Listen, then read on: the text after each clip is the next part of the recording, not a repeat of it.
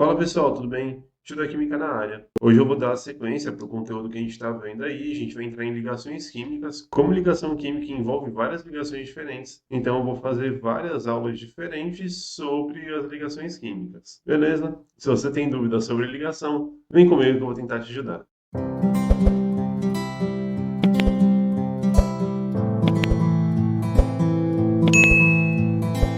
Então tá aqui, ligações químicas. Tem vários tipos de ligação, né? Tem a ligação iônica, a ligação covalente, a ligação metálica, a ligação dativa ou coordenada. E aí, dentro dessas ligações, cada uma tem uma característica específica, mas antes de ver cada uma, vamos ver o que é ligação. A primeira coisa que você vai ter que se ligar aí é que os átomos eles vão interagir entre eles para poder formar moléculas. Então lembre que quando o elemento químico está sozinho, ele é chamado de átomo. Quando ele está acompanhado de outros elementos, ele é chamado de molécula. Aqui tá as camadas dela, né? Se você não sabe o que é camadas, tem um videozinho aí passando para você agora sobre distribuição eletrônica por camadas ou de Linus Pauling. E aí cada camada vai ter um número certo de elétrons lá específico. Porém, para fazer ligação química, você vai ter que saber essa teoria chamada teoria do octeto. A teoria do octeto fala que todo elemento químico quer ter 8 elétrons na última camada. Então, o sódio aqui, ó, ele só tem um elétron na última camada. Essa bolinha girando aqui em volta dele. Só que, na camada anterior, ele tem 8 elétrons. Então, o sódio, que é um metal, é mais fácil de doar elétrons do que receber. Então, ele doa esse último elétron que ele tem aqui, essa camada deixa de existir, e aí ele fica com 8 elétrons na última camada. Você vai ter que ficar atento a algumas coisas. Então, alguns elementos vão doar elétrons, outros vão receber. Como é que você vai fazer isso? Bom, então essa tabela funciona da seguinte forma. Depois que você colocou os grupos aqui, então família 1A, família 2A, família 3A, eu sempre gosto de usar a família, você vai colocar as cargas elétricas aqui. Então, você vai colocar 1, 2, 3, pula a família 4, 3, 2, 1. Então, a gente não usa a família 8. E a família 4 sempre vai fazer ligação covalente, então por isso que ele vale menos 4. Então, 1, 2, 3, se você quiser. 4, 3, 2, 1. Lembra que esses númerozinhos são negativos. O que é uma ligação química ainda? E aí tem alguns elementos que não vão entrar nessa regra do octeto. Entre eles aí, o hélio e o hidrogênio. Que tipo de ligação química que a gente tem? Então, a gente tem a covalente, a metálica, a iônica, a coordenada. Se você lembrar desse esquema aqui, desse desenho, cara,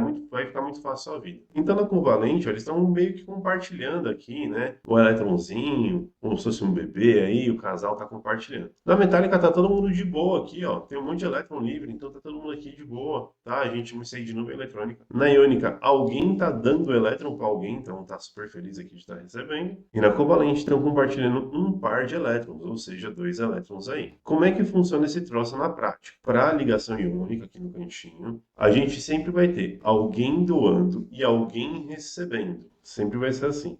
Então o metal doa e o ametal recebe. Como é que vai funcionar? O sódio, lembra lá, eu falei, ó, tinha um elétron na última camada. Ele doou esse elétron para o flúor. O sódio fica positivo, o flúor fica negativo. Na química, quem está doando elétron está perdendo carga negativa. Logo, ele fica positivo. E quem está recebendo elétron está recebendo uma carga negativa, por isso que ele fica negativo. Tá? Então tá aqui. Sempre vai ser um positivo com negativo. Pode ser mostrado dessa forma. Os compostos iônicos, eles conduzem corrente elétrica quando eles estão dissolvidos na água, que a gente chama de substância aquosa, ou quando eles estão no formato líquido. Por quê? Então, quando eu tenho o NaCl aqui, ó, eu vou gerar o Na+ e o Cl- quando eu colocar água neles. Então, eu vou formar íons desses caras aqui, né, o cátion e o ânion, e essas cargas elétricas conseguem transportar corrente elétrica. A água ela vai dissolver o sal e aí vai formar essas coisinhas aqui. Então a água ela tem uma parte positiva e uma parte negativa, apesar da água ter uma ligação covalente. Como a molécula do sal vai quebrar em Na+ e Cl-, a parte positiva da água vai entrar em contato com a parte negativa do sal. A parte negativa da água vai entrar em contato com a parte positiva do sal. E aí é isso que vai fazer, teoricamente, eu conseguir transportar a corrente elétrica. Só que isso pode aparecer também, às vezes, como as ligações sigma. Quanto maior a família, teoricamente, mais eletronegativo ele vai ser. Então, a ligação entre o oxigênio e o oxigênio é da 6A e o hidrogênio dá 1. Então, os elétrons tendem a ir para o lado do oxigênio. Logo, o oxigênio fica com carga negativa e o hidrogênio com carga positiva. Essas cargas a gente está chamando de sigma mais e sigma menos na química. Então, para provar na prática isso aqui, existe um experimento. Eu vou deixar esse vídeo aqui na descrição do meu vídeo para vocês.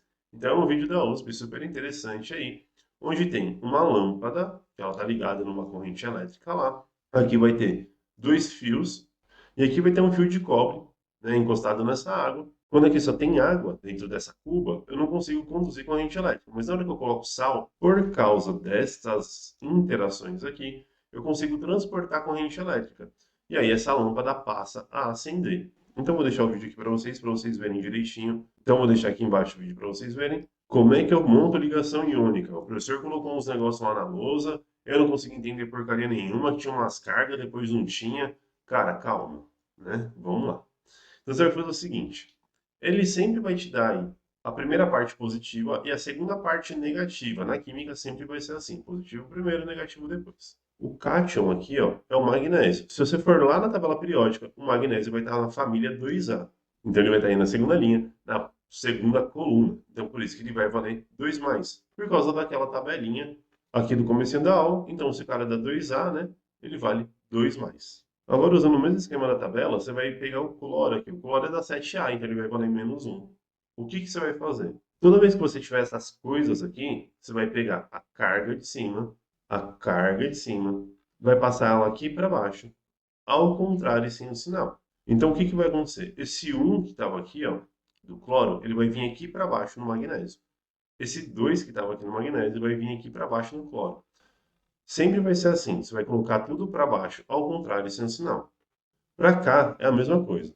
Só que na hora que eu pego a carga positiva e a carga negativa aqui, os números são iguais. Quando for números iguais e cargas opostas, eu posso simplificar, jogando lá para baixo. Por isso que fica aqui o cal. Então sempre que aparecer isso, você vai rezar para dar certo. Como é que você vai rezar? Tudo que está no céu vai para o inferno, ao contrário, sem o sinal. Amém. A partir do momento que você rezou deste jeitinho, vai dar muito certo para você poder resolver os exercícios. Então, todas as substâncias químicas vão ter uma característica específica dela. Sempre que você tiver uma ligação iônica, uma das características dela é ser formada por um metal e um ametal. Sempre. Sempre um positivo e um negativo. Todos eles formam sólidos cristalinos, e um exemplo clássico deles é o sal.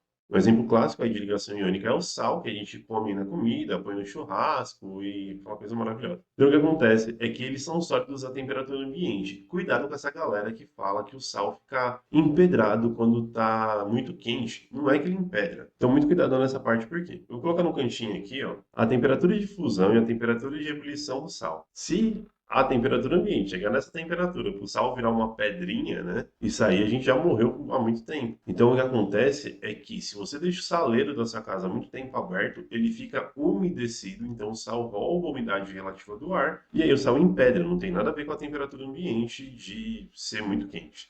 Igual eu vejo umas pessoas falando por aí. Então voltando aqui, ó. Como eu acabei de falar, tem alta temperatura de fusão e ebulição, igual a gente viu no slide anterior aí, e basicamente vou deixar o vídeo aqui embaixo para vocês verem esse processo acontecendo na prática. Dúvidas, perguntas, manda para mim nos comentários, fico muito feliz em responder vocês sempre.